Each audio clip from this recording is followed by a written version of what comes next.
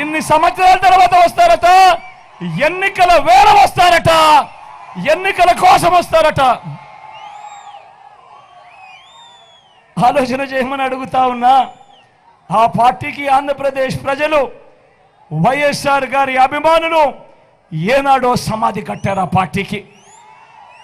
ఆలోచన చేయమని అడుగుతా ఉన్నా. కాంగ్రెస్కు ఓటు వేస్తే ప్రతి ఓటు కూడా మనంతట మనమే వైఎస్ఆర్ గారి పేరు కనపడకుండా చేసే కుట్రకు మనంతట మనమే భాగస్థులం కామానే ఒక్కసారి ఆలోచన చేయమని మిమ్మల్ని అందరినీ కూడా కోరుతా ఉన్నా. కాంగ్రెస్ పార్టీకి ఓటు వేస్తే మన కళ్ళను మనమే పొడుచుకున్నట్టు కాదా అని అడుగుతా ఉన్నా. కాంగ్రెస్ పార్టీకి ఓటు వేస్తే ఆ ఓటు నేరుగా మన ఓట్లను చీల్చి టీడీపీని గెలిపించడం కాదా, ఎన్డీఏను గెలిపించడం కాదా అని అడుగుతా ఉన్నాడు మీ బిడ్డ. ఈరోజు ఆలోచన చేయమని అడుగుతా ఉన్నా. ప్రతి విషయంలోనూ కూడా ఈరోజు ఎందుకు వీళ్ళు మన రాష్ట్రానికి వచ్చారు, ఎందుకు ఎన్నికల వేళ వీళ్ళు మన రాష్ట్రానికి వచ్చారు అని ప్రతి ఒక్కరూ ఆలోచన చేయమని అడుగుతా ఉన్నా. చంద్రబాబును గెలిపించడం కోసం ఏ రకంగా కుట్రలు జరుగుతూ ఉన్నాయి అన్నది ప్రతి ఒక్కరూ కూడా ఆలోచన చేయమని అడుగుతా ఉన్నా.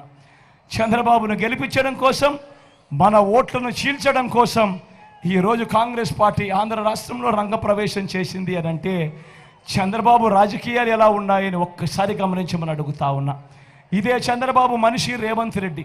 ఇదే రేవంత్ రెడ్డి కాంగ్రెస్ పార్టీకి సంబంధించిన ముఖ్యమంత్రి తెలంగాణ. ఒకవైపున పట్టపగలు బీజేపీతో కాపురం చేస్తాడు, రాత్రిపూట కాంగ్రెస్తో కాపురం చేస్తాడు ఈ పెద్ద మనిషి Chandrababu.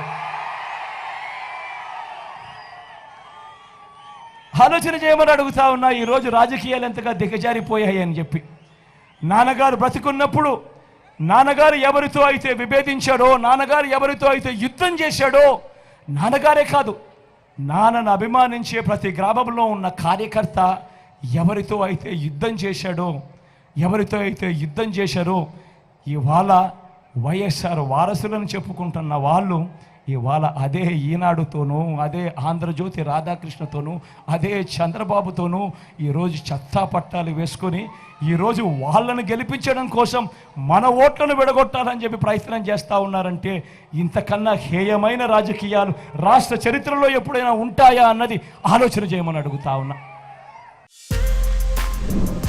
For more videos like this, subscribe Big TV channel.